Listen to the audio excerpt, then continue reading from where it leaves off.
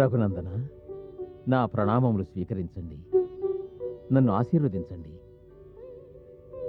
ఈ రాజ్యభారమును సమర్థతతో నిర్వహించగలిగే శక్తి నాకు ప్రసాదించండి.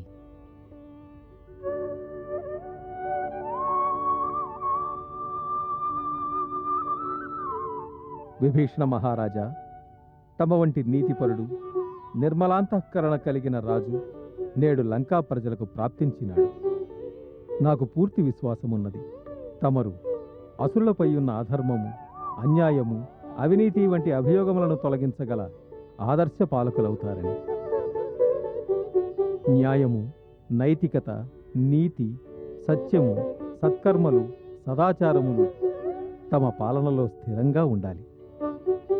ప్రభు, తమరు చెప్పినటువంటి సన్మార్గములలో నడుస్తూ అసురులపై ఉన్న అభియోగములను తొలగించడమే నా జీవిత లక్ష్యం. క్షమించండి అగ్రజ, లంకను జయించాం, విభీషణుని రాజుగా పట్టాభిషిక్తుణ్ణి చేశాం. ఏ కార్యము ప్రప్రథమంగా నిర్వర్తించవలెనో అది తమకింకా జ్ఞప్తికి రాలేదా? త్వరపడకు లక్ష్మణ, నువ్వేం చెప్పాలనుకుంటున్నావో నాకు తెలుసు. లంకా విజయం మన లక్ష్యం కాదు. ఈ మహాయజ్ఞం వైదేహి విముక్తికై చేసినది. అయినప్పటికీ మాత ఇంతవరకు విశాల ఆకాశము క్రింద అశోకవనమును బందీగానే ఉన్నది. శాంతించు హనుమ, ఇప్పుడు సమయం వచ్చినది.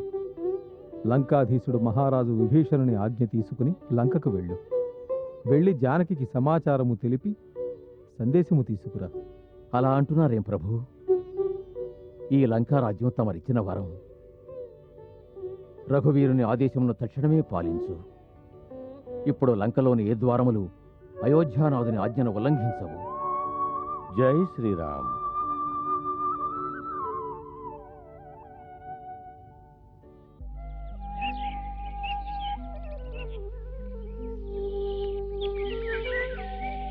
నా ప్రణామములు స్వీకరించు మాత.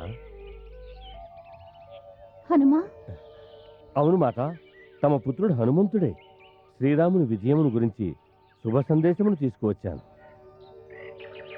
రాక్షస సైన్యము పరాజితమైనది. నేటి యుద్ధమున రావణుడు మరణించాడు. కౌసల్య పుత్రుడు శ్రీరాముడు, లక్ష్మణుడు అందరూ కుశలముగానే ఉన్నారు. శ్రీరామ ప్రభు విభీషణుణ్ణి లంకారాజసింహాసనంపై అధిష్ఠింపజేసినాడు. ఇప్పుడు ప్రభు నన్ను తమ వద్దకు సందేశమిమ్మని పంపినారు. తమను విముక్తురాలను చేయడానికి వారు ప్రతిజ్ఞ చేస్తున్నారుగా. సాగరముపై సేతువు నిర్మించి భీషణ యుద్ధంలో రావణుని వధించి వారి ప్రతిజ్ఞను నెరవేర్చుకున్నారు.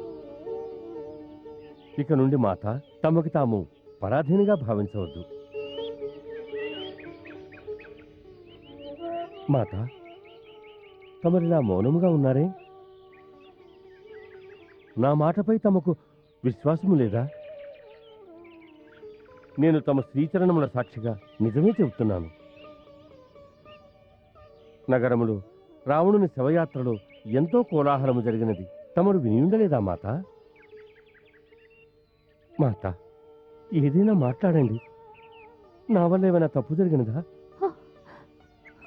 లేదు వత్స, నీవు చెప్పినది వినగానే నా గొంతు మోగపోయినది. నా నోట మాట రావడం లేదు హనుమా. ఇప్పుడు నేనున్న మానసిక పరిస్థితిలో నీవు మంచి సమాచారమును వినిపించినావు. నాకు నా ఆనందాన్ని వ్యక్తపరిచి నిన్ను సత్కరించడానికి త్రిలోకాలలోనూ దానికి సమమైన వస్తువు గోచరించటం లేదు. మాత, తమరి ఆనందాశ్రువులే తమరు నాకిచ్చే బహుమానం. వాటి ముందు ప్రపంచంలోని మణిమాణిక్యములు హేయమైనవి. నా కనులతో నా స్వామి విజయదృశ్యమును చూచినాను. అందు ప్రపంచములోని సమస్త సంపదలను పొందినట్టు నాకు అనిపించినది.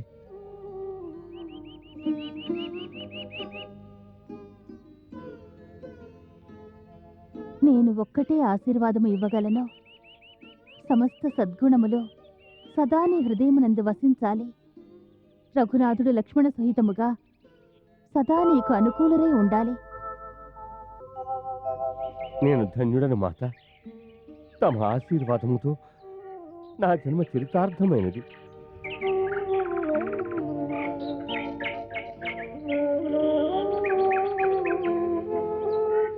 నీవు ఒక కార్యము చేయవలసి ఉన్నది పుత్ర. ఆజ్ఞాపించండి మాత. అతి శీఘ్రముగా కాయలు కాచిన నా కనులు నా స్వామి మనోహర రూపమును దర్శించుకునే ప్రయత్నమును చేయి ఆంజనేయ. వారి వద్దకు వెళ్ళి చెప్పు, ఇప్పుడు ఈ ఆలస్యం ఎందులకు? నేను వారి శ్రీచరణములను చేరుకునే ఆజ్ఞ ఎప్పుడు ఇస్తారని. ఇక ఆలస్యం జరగదు మాత. నేను ఇప్పుడే వెళ్ళి స్వామిని ప్రార్థిస్తాను. మహారాజు విభీషణునికి అనుజ్ఞ ఇమ్మని, వెంటనే తమను సగౌరవముగా శ్రీరాముని శిబిరమునకు చేర్చమని. నాకు అనుజ్ఞ ఇవ్వండి మాత.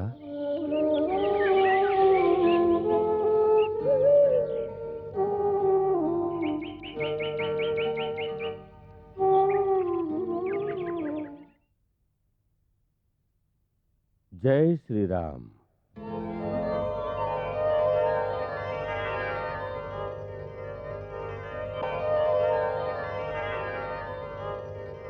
హనుమా, హనుమా, ఎలా ఉన్నది సీత? ప్రభు, తమరు అడుగుతున్నారా మాత ఎలా ఉందని? అంతకంటే తమరు ఇలా అడిగితే బాగుండేది. ఆమె ఇంకా జీవించి ఉన్నదా అని.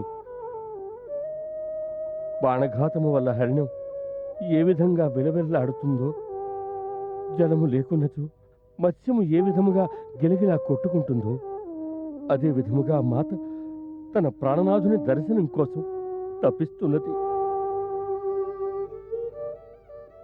కాస్త చెప్పండి ప్రభు, ఇప్పుడు మాతను తీసుకురావడానికి జాప్యం ఎందుకు జరుగుతున్నది? ఇకపై జాప్యము జరగదు హనుమా. అయితే నేను పవన వేగముతో వెళ్ళి ఇప్పుడే మాతను తీసుకొస్తాను. వద్దు హనుమా, ఇంత ఆతృత, ఇంత తొందర ఉచితం కాదు. మహారాజా విభీషణ, ఆజ్ఞ సూర్యకులభూషణ. సీతను తీసుకురావడానికి కావలసిన ఏర్పాట్లు చేయండి. హనుమంతుడు, యువరాజు అంగదుడు వస్తారు. ఆమెను అశోకవనము నుండి వారి వెంట పంపండి. ఆజ్ఞ అయోధ్యానాథ. రండి హనుమంత.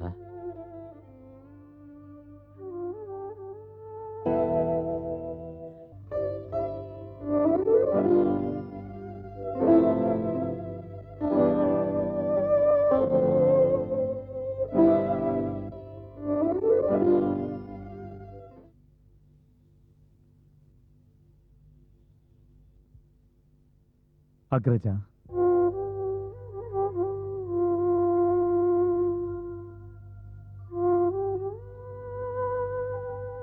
ఇంత ఉద్విగ్నత ఎందులకు? వదినగారు రావటంలో జాప్యమవుతున్నందున? నన్ను వదినగారిని తీసుకురావడానికి ఎందుకు పంపలేదు? తమరు నగర ప్రవేశము చేయరు, కానీ నేను వెళ్ళవచ్చుగా.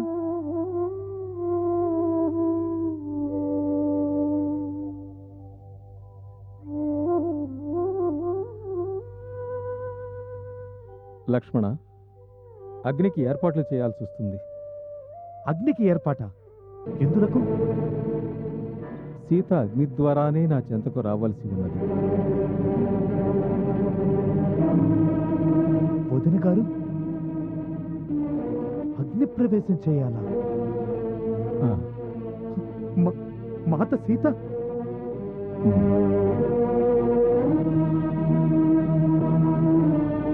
లేదగ్రజ, ఇది అత్యాచారం, అన్యాయం. లక్ష్మణ, అగ్రజ, తమ అభిమతం నాకు అవగతమైంది. అంటే దానర్థం సీతామాత తన పవిత్రతను రుజువు చేసుకోవడానికి అగ్ని పరీక్షకు సిద్ధం కావాలా?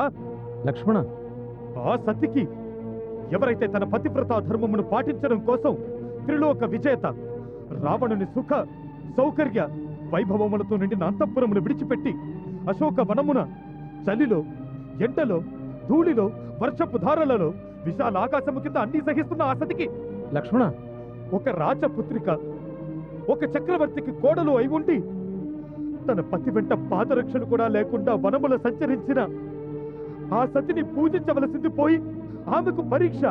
ఏ దోషమునకు అగ్రజ, ఏ దోషమునకు? లక్ష్మణ, నా మాట విను. లేదగ్రజ, లేదు. నేను ఈ విషయంలో ఒక్క మాట కూడా వినలేను. నిస్సహాయ పరిస్థితిలో ఒక అమాయక స్త్రీని ఒకడు బలవంతంగా తీసుకువెళ్ళినచో అది దోషమైనదా? దోషిని నేను. ఎందుకంటే ఆమె మాటలకు క్రోధితుడనై తమ ఆజ్ఞను ఉల్లంఘించి ఆమెను ఒంటరిగా వదిలి వచ్చాను. ఆ కారణంగా ఆ మాత ఎన్ని కష్టములను అనుభవించిందో వాటన్నిటికీ శిక్ష నాకు విధించబడాలి. దోషి ఆమె కాదు, దోషిని నేను.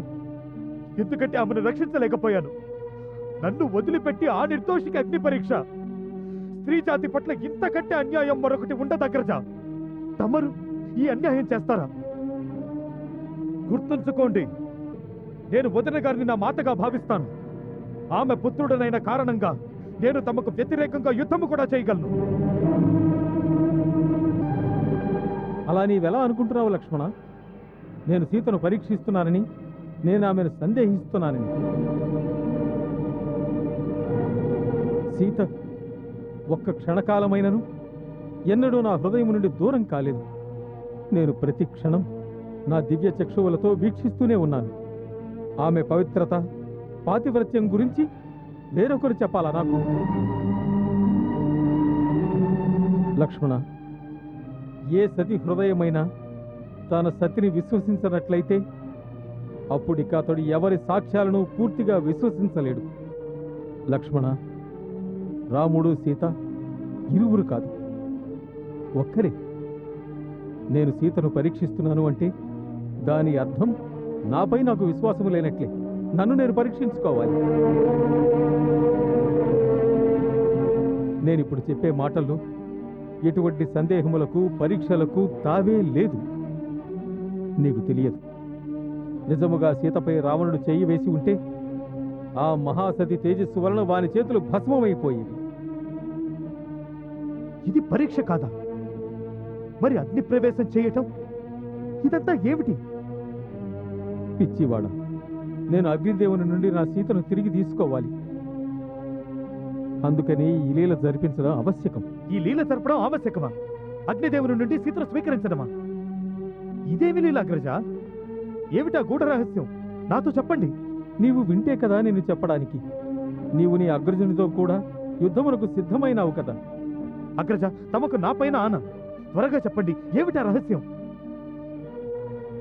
విను లక్ష్మణ, స్వర్ణమృగం రావడానికి ముందే సీతను అపహరించడానికి రావణుడు వస్తున్నాడని నాకు తెలిసింది.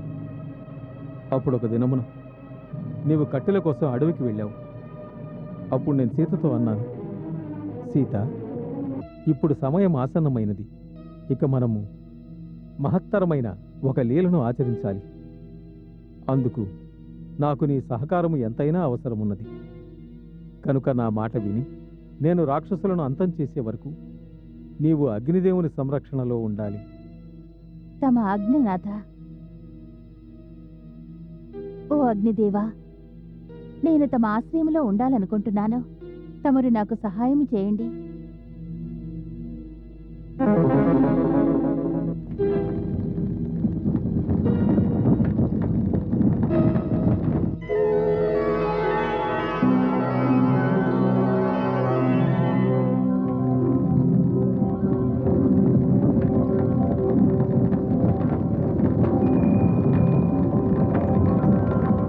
అగ్నిదేవ, నా సీతను కొంతకాలం వరకు తమ సంరక్షణలో వదిలిపెడతాను. తమరు ఆమెను రక్షించండి. అది నా భాగ్యం. తమకు సేవ చేసుకునే భాగ్యం ప్రసాదించారు. రాపుత్రి.